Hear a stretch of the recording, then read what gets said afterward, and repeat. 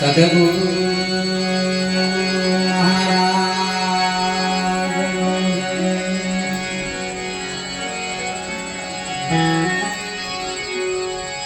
સદગુરુ મેરા મહારાજ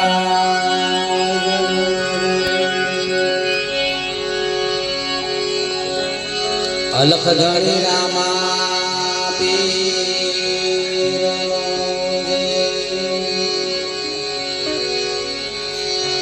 સદગુરુ પર્વત રામ મહારાજ પધારેલા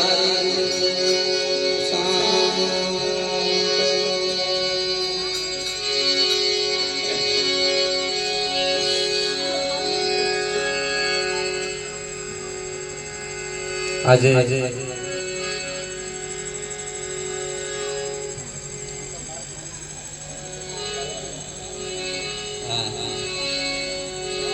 બધાને ખબર છે અમે ક્યાં છે ખરોડ ગામની પાવન ધરા ઉપર પરમ પૂજ્ય એવા પરોતરામ મહારાજના સાનિધ્યમાં ભક્ત એવા ખૂબ પ્રેમાળુ એવા અમારા નારુભાઈના આંગણે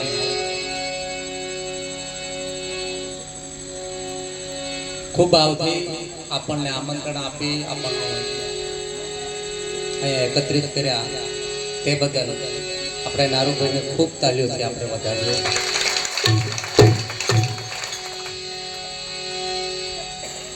કારણ કે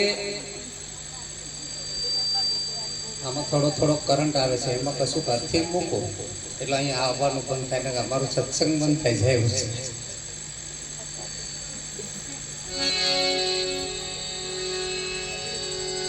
આંગણે પરબડી બાંધીએ સૌ પંખી પાણી પી જાય, કોઈ બધી હંસ આવી સડે મારા આંગણા પાવન થઈ જાય. આ ભગીરથ કાર્યની અંદર આપણે સહભાગી બન્યા, એમાં મોટો ફાળો અમારા મહારાજનો છે.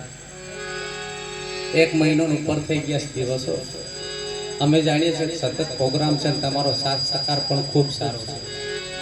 અવારનવાર વિડીયો દેખીએ છીએ એટલે ખૂબ ભાવિક છો તમે પણ.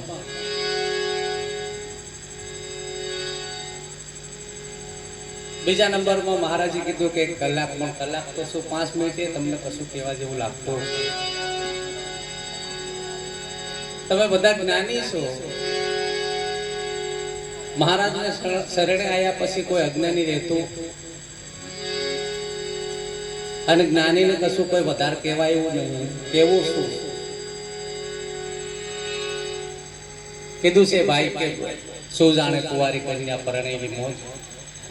હા તો આપણે લગ્ન થઈ ગયા હોય તો પછી બીજી રસમ પડાય પણ.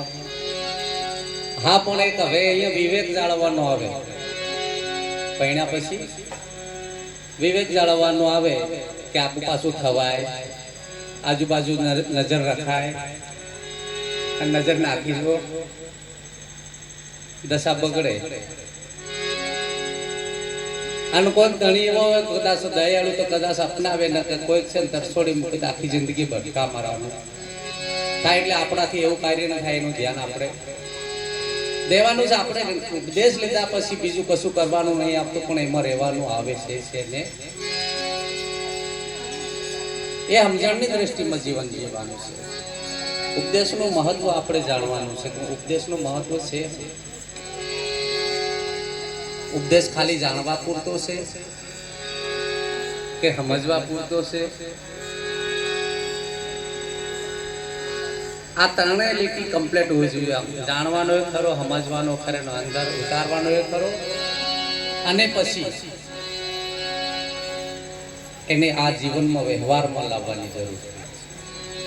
જ્યાં સુધી આ આપણને જે સમજણ મળી છે, જે જ્ઞાન મળ્યું છે, એને આપણે સમજણમાં નહીં લાવીએ, વ્યવહારમાં નહીં લાવીએ તો કશા કામનું છે.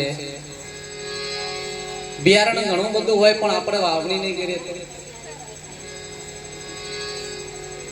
એ અમુક ટાઈમે જતા પછી હળી જાય, પૂરું થઈ જાય, નષ્ટ થઈ જાય.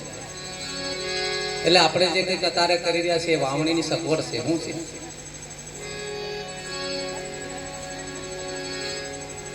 કારણ કે મહારાજે આપણે આ જળ ભૂમિમાં એવું બીજ નાખ્યું છે અને આજે પણ પાછી કહેવાય છે કે ભાદરવા સુદ બીજ. આ બીજને લગભગ જેટલા જેટલા સનાતનીઓ છે એટલા બધા માને છે બીજનું મહત્વ.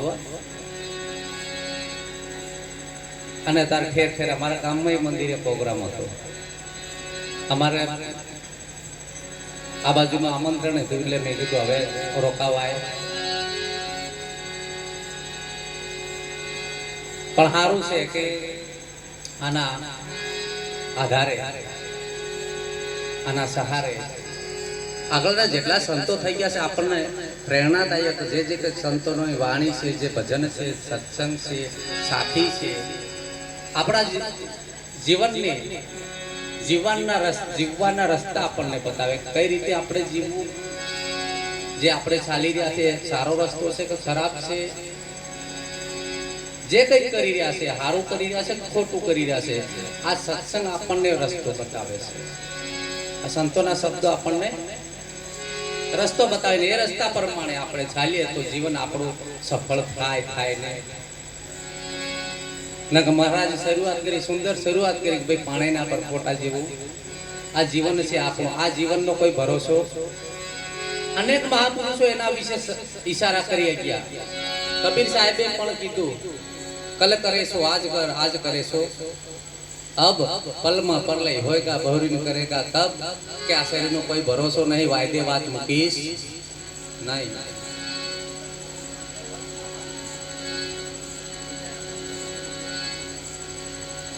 એટલે આ મનખના અવતારનો આપણને મૂળ સમજાઈ જાય.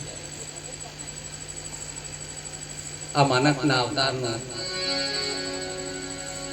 આપણને મહત્વ સમજાઈ જાય. તે બીજું બધું કાર્ય એક બાજુ મૂકી, નવળા ધૂંડા એક બાજુ મૂકીને ખરેખર ભાવે ભજન કરવા જવું છે. ભજનમાં કીધું કે તારા માટે તે શું કર્યું તે ન જાણે જીવડાની જાત રે અભાગી. ભજન કરવા જેવું છે, બીજી ભાંગજળમાં પડવા જેવું છે.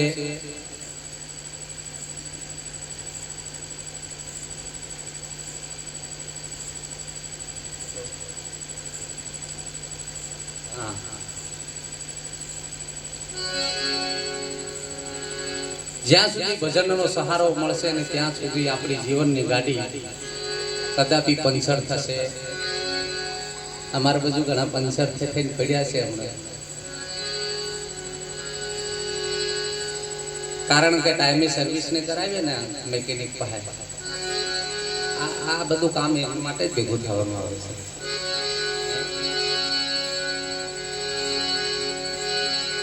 મનુષ્ય જન્મ અતિ દુર્લભ હે, મિલે ન દૂજી બાર.